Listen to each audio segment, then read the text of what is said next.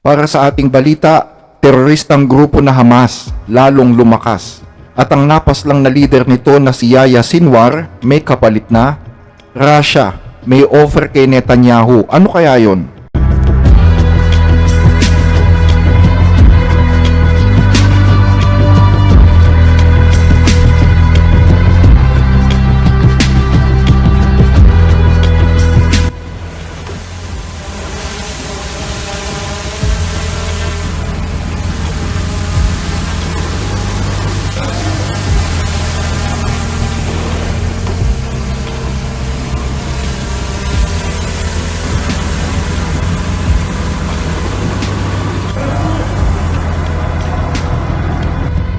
Ngayong kumpirmadong patay na ang leader ng grupong Hamas, itinutulak ni Joe Biden ang muling pagbuhay sa usaping ceasefire sa pagitan ng grupong Hamas at ng Israel. Ayon kay Biden, dapat na daw mag-move on ang punong ministro ng Israel at pag-usapan na ang tigil putukan ngayong patay na si Yahya Sinwar, ang leader ng Hamas na siyang utak ng pag-atake noong October 7, 2023. Kasabay nito ay kinongratulate din niya si Netanyahu sa pagkakamatay ng leader ng teroristang grupo at sinabing malaking dugo ang dumanak sa kamay ni Sinwar. Dugo ng mga Israelita, ng mga Amerikano at iba pa. Kaya tila ba ang pagkakapaslang dito ay pagbibigay na rin ng hustisya sa mga inosenteng binawian ng buhay. Kasama ni Biden sa panawagan ng tigil putukan ay si US Vice President Kamala Harris, si British Prime Minister Keir Starmer, si French President Emmanuel Macron, at ang German Chancellor na si Olaf Scholz. Umaasa rin ang Pangulo na maibabalik na ang mga hostages ng Hamas na umabot na daw ng 100. Good day for the world.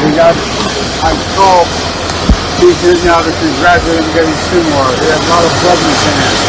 American blood, Israeli blood, and others. And I told him that we were really pleased with his actions. And further that now's the time to move on. Move toward a ceasefire in Gaza. Make sure that we move in the direction that we're going to be in a position to make things better for the whole world. It's time for this war to end and bring these hostages home. Pero ang tanong, handa na ba si Netanyahu na tapusin na ang gera? Pakinggan ninyo yung kanyang huling pahayag. 1 year ago, Yahya Sinwar, the terrorist chief of Hamas, launched the October 7th massacre against Israel.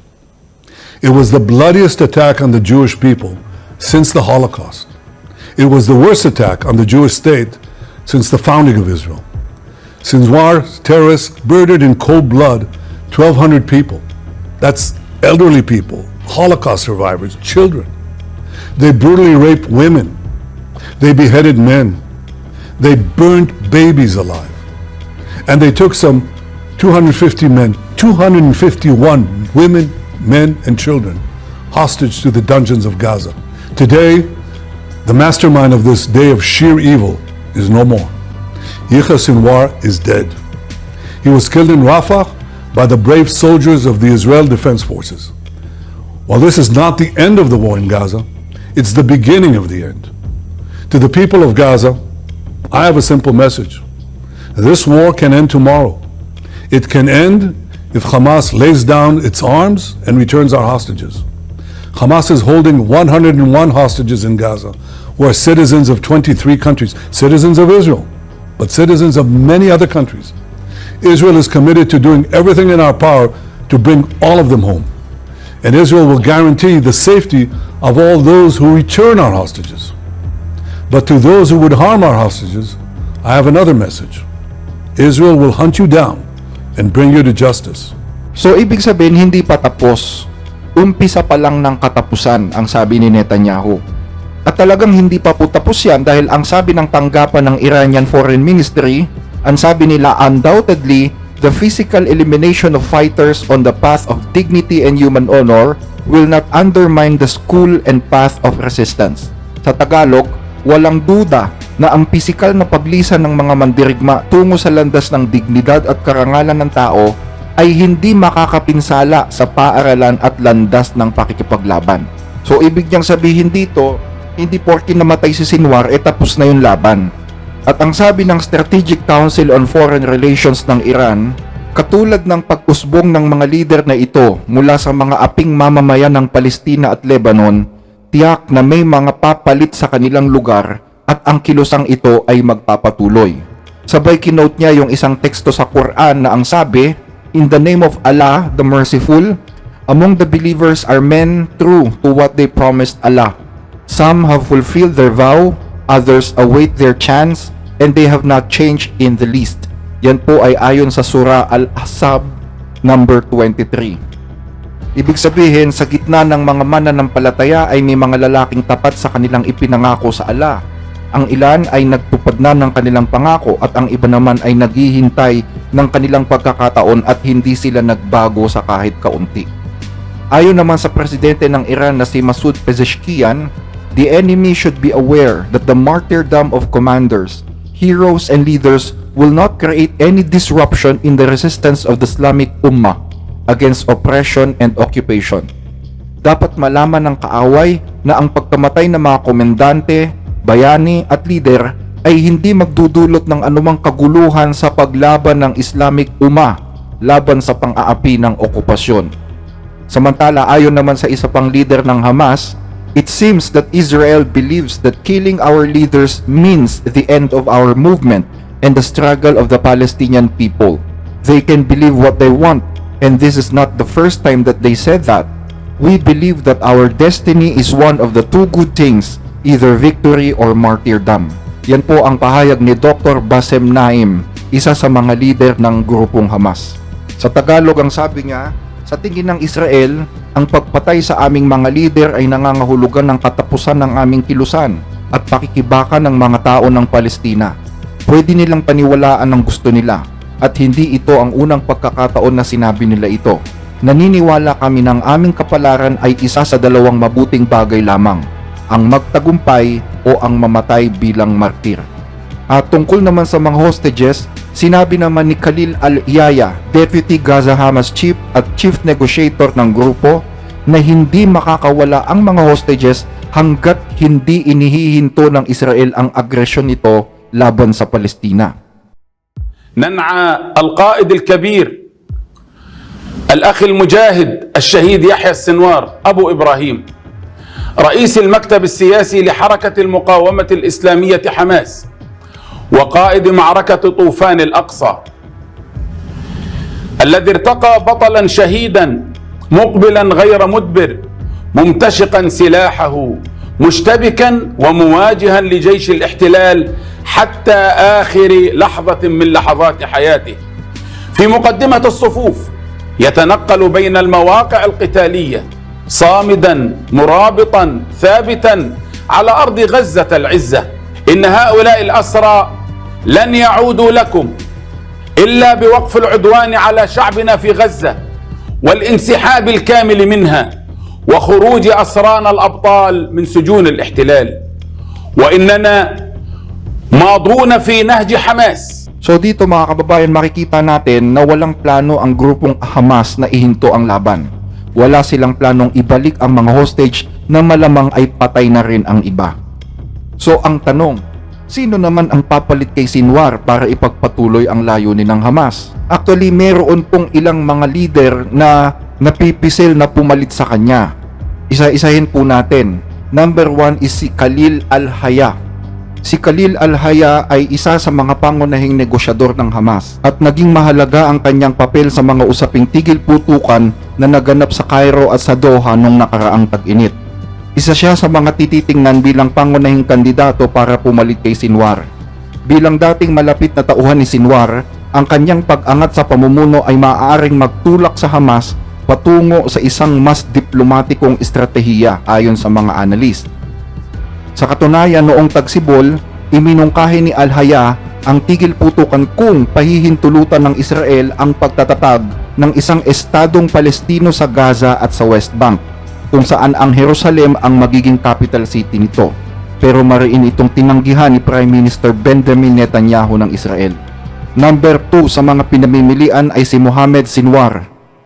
Ayon kay Jonathan Schanzer, Senior Vice President for Research ng Foundation for Defense of Democracies at isang eksperto sa Hamas, si Mohammed Sinwar na kapatid ng yumaong leader ng Hamas ay isa sa mga pinakamataas na commander ng grupo sa kanilang military division. at posibleng maging dark horse na kandidato para mamuno sa organisasyon. Siya ang leader ng Ezzedine Al-Qassam Brigades na siyang military wing ng Hamas na nakabase sa Gaza Strip. Ayon kay Shanzer, bagamat hindi taglay ni Mohammed Sinwar ang karismatikong pamumuno at bisyon ng kanyang kapatid, maaari pa rin siyang respetuhin sa loob ng ranggo ng Hamas dahil naman sa laki ng relasyon ng pamilya niya pagdating sa pamumuno at impluensya sa mga bansang Arabo sa mundo. Kilala ang magkapatid na Sinwar na malapit sa isa't isa at pinaniniwala ang magkasamang nagplano ng pag-atake sa Israel noong October 7 na nagresulta sa pagkamatay ng mahigit 1,200 katao ayon sa Fox News. Pangatlo sa pamimilian ay si Khaled Meshal. Si Khaled Meshal ay isang Palestinong politiko na nagsilbing tagapangulo ng Hamas Political Bureau mula 1996 hanggang 2017 bago siya pinalitan ni Ismail Haniyeh. Minsan din siyang naging pansamantalang leader ng Hamas mula Hulyo 2024 hanggang Agosto 2024. Siya po ay itinuturing na isa sa pinakaprominenteng leader ng Hamas mula nang mamatay si Ahmad Yassin, kasama niya sina Ismail Haniyeh at Yahya Sinwar. Ang pananakop ng Israel sa West Bank at sa Gaza Strip noong Six-Day War way back 1967 ang naging dahilan kung bakit umalis ang pamilya ni Meshal sa Gaza. Pagkatapos nito ay nanirahan siya bilang exile sa ibang bansa sa Arabia. Dahil dito, itinuturing siyang bahagi ng external leadership ng Hamas. Naniniwala ang analyst na si Shanzer na si Meshal ang pinakamaaaring maging susunod na leader. Ayon kay Shanzer, siya ang literal na tagapagmana sa proseso ng eliminasyon. Idiniklara bilang global terrorist ng Estados Unidos si Meshal. Bagaman mataas ang posisyon niya sa Qatar, sinasabing hindi siya naging pinakamataas na pinuno nang mamatay si Haniyeh dahil sa isang hakbang na ginawa ni Sinwar noong Agosto. Matapos kunin ni Sinwar ang pamumuno, nanawagan si Meshal na lalong paigtingin ang karahasan. Hinimok niya ang mga Palestino sa West Bank na magsagawa ng mga suicide bombings laban sa Israel. Pang-apat sa pamimilian ay si Mohammed Shabana. Si Shabana na mas kilala bilang Abu Anas Shabana ay isa sa mga natitirang nangungunang veteranong commander ng armadong puwersa ng Hamas na namuno sa isang batalyon sa Rafah sa Timog. Ayon sa mga sources sa Hamas, may malaking kontribusyon daw si Shabana sa pagbuo ng mga tunnel sa Rafah na ginamit sa mga pag-atake sa mga tropang Israeli. Kabilang dito ang pag-ataking naganap noong 2006 kung saan nahuli nila ang isang sundalong Israeli na si Gilead Shalit. Nanguna rin si Shabana sa batalyon ng Rafah matapos patayin ng Israel ang tatlong pangunahing commander ng grupo sa loob ng 50 araw na digmaan noong 2014, kung saan sinabi ng Hamas na nakabihag din sila ng 2 sundalong Israeli. Panglima sa pinamimilian ay si Hussam Badran. Si Badran ay dating leader ng military wing ng Hamas sa hilagang bahagi ng West Bank. Siya po ang nagplano ng ilang suicide bombings noong Second Intifada. Pag sinabing Second Intifada, ito po ay pag-aaklas ng mga Palestino laban sa mga Israelita. Kung saan dito sa pag-aaklas na ito ay napakarami po ang bilang ng mga nasawi, kabilang na ang pambobomba noong 2001 sa isang nightclub sa Tel Aviv, yung tinatawag na Dolphinarium Discotheque Massacre, kung saan 21 katao ang namatay. Sa kasalukuyan, si Badran po ay nagsisilbi bilang international na tagapagsalita ng Hamas. Ginagamit niya ang Twitter, Facebook at mga news media upang hikayatin ang mga militante ng Hamas na magsagawa ng mga karahasang pampolitika laban sa mga Israeli at sa gobyerno ng Israel. Siya po ay kasalukuyang naninirahan sa Doha, Qatar. Sa ngayon ay wala pang opisyal na pahayag ang Israel o ang US o ang Hamas kung sino ang pumalit sa kakamatay lang na si Sinwar. Wala pa rin balita kung may kandidato na ang Iran para mamuno. Pero sino't sino man ang pumalit kay Sinwar, isang bagay lang ang sigurado. Iisa ang direksyong tatahakin nila, at ito ay ang wasakin ang bansang Israel. Hindi totoo na gusto lang nilang ihinto ng Israel ang pananakop sa Gaza. Ang talagang layunin ng Hamas ay wasakin ang estado ng Israel at mawala ang mga Hudyo sa Middle East. وإذا ربنا كتب لبعضنا أن يعيش إن شاء الله ربنا يكتب لكم طول العمر وإياكم. بعد 10 سنين أنا لا أظن أن خارطة هذه المنطقة ستكون إسرائيل موجودة فيها، وسيقول الناس الله يرضى عليهم اللي أطلقوا طوفان الأقصى لأنهم كتبوا السطر الأول في نهاية إسرائيل. ان شاء الله إن شاء الله ان شاء الله يكون هذا الزوال قريب. إن شاء الله. Sa ibang balita, dumating na po sa territorial water ng Iran sa Persian Gulf ang mga flotilya ng mga barkong pandigma mula sa Russia at Oman upang lumahok naman sa Indian Ocean Naval Symposium or IONS maritime exercise na tinatawag na IMEX 2024. Ito po ay gaganapin ng Southern Fleet ng Iranian Navy sa mga susunod na araw. Ang mga barkong pandigma ay dumaan sa Southern Iranian port city ng Bandar Abbas nitong Biyernes at sinalubong sila ng Iranian Navy at ng Islamic Revolution Guards Corps or IRGC kasama ang mga helicopter at naval vessels ng Iran. Dumating din ang mga kinatawan mula sa iba't ibang mga bansa gaya ng Bangladesh, India, Pakistan, Qatar, Saudi Arabia at Thailand sa Bandar Abbas International Airport upang maging tagamasid naman sa naturang exercise. Ang layunin ng IMEX 2024 ay upang palakasin ang kolektibong seguridad sa rehiyon, palawakin ang multilateral na kooperasyon at ipakita ang mabuting kalooban at kakayahan upang pangalagaan ang kapayapaan, pagkakaibigan at seguridad sa karagatan. Sa pagdating ng barkong pandigma ng Russia sa Iran, nanawagan naman si Russian President Vladimir Putin kay Israeli Prime Minister Benjamin Netanyahu at tila mayroon siyang ino-offer dito. Pakinggan natin yung kanyang statement. С Израилем, мы в контакте с Ираном. У нас достаточно доверительные отношения. И нам бы очень хотелось, чтобы вот этот бесконечный, как может оказаться, обмен ударами, он в какой-то момент был остановлен. И чтобы были найдены такие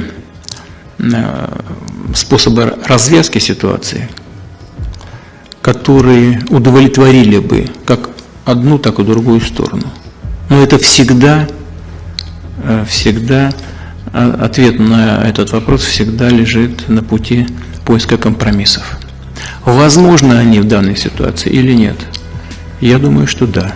Что касается Ирана, то у нас с Ираном просто союзнические отношения, и мы очень тонко чувствуем, что происходит в этой стране, тонко чувствуем, что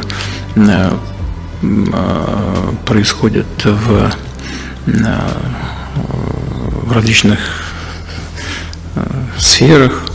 Ну, а потом послушайте, как комментировать то, что происходило в Иране, вот эти удары со стороны Израиля. Как это комментировать? Ну, а с другой стороны, конечно, мы всегда это говорим, и я хочу это подчеркнуть, мы против любых террористических проявлений, любых, в том числе и против Израиля, и против граждан Израиля. Об этом тоже мы не должны забывать. Но, тем не менее, на вопрос, возможно ли компромисс, мне кажется, что возможно. И если это будет востребовано, мы в контакте с одной и с другой стороной готовы все сделать, все, что от нас зависит, для того, чтобы помочь в поиске этих компромиссов. So, iyan po muna ang ating mga balita sa araw na ito. Muli ay maraming salamat sa inyong panonood.